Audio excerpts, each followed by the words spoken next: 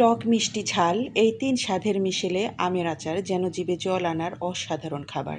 কাঁচা আমের টক স্বাদ, খেজুর গুড়ের মিষ্টতা আর মরিচের ঝাঁজ একসাথে মিলে তৈরি করে দারুণ মজাদার আচার। গরম ভাত, খিচুড়ি কিংবা বিকেলের নাস্তার সাথে একটু আমের আচার পুরো খাবারের স্বাদই বদলে দেয়। আসসালামু আলাইকুম। কেমন আছেন সবাই? আলহামদুলিল্লাহ আমি ভালো আছি।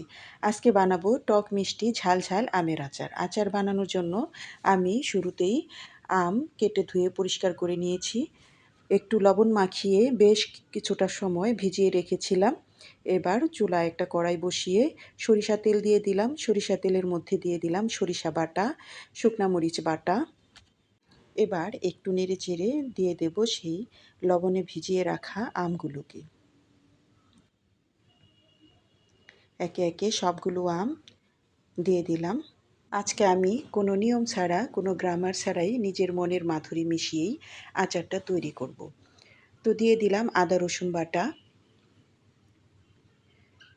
একটু নেড়ে চেড়ে আবার দিয়ে দেব হলুদ, মরিচ, ধনিয়া, জিরা সব মিশিয়ে আমি আমার বাড়ির জন্য মশলা তৈরি করেছিলাম, সেই মশলাটাও দিয়ে দিলাম। আবার একটু নেড়ে চেড়ে রান্না করে নিলাম। তেলটা আমার কাছে মনে হচ্ছে অনেকটাই কম, তাই বোতল থেকে আবার কিছুটা পরিমাণ তেল ঢেলে দিলাম। এবার আচারের আরেকটা ইনগ্রেডিয়েন্টস যোগ করলাম, সেটা হলো তেঁতুল। তেঁতুল দিয়ে দিলাম। এবার দিয়ে দেব খেজুরের গুড়। খেজুরের গুড় আচারের স্বাদ অনেক গুণ বাড়িয়ে দেয়।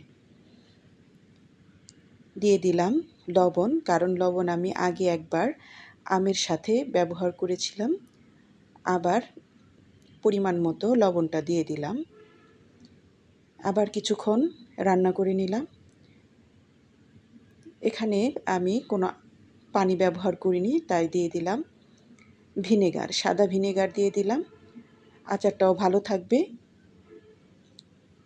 দিয়ে দিলাম কয়েকটা রসুন, খোসা ছাড়িয়ে রেখেছিলাম। রসুনের কোয়াগুলোকে দিয়ে দিলাম। আচারের স্বাদটা আরেকটু বাড়িয়ে দেবে। এবার কিছুক্ষণ রান্না করে নিলাম।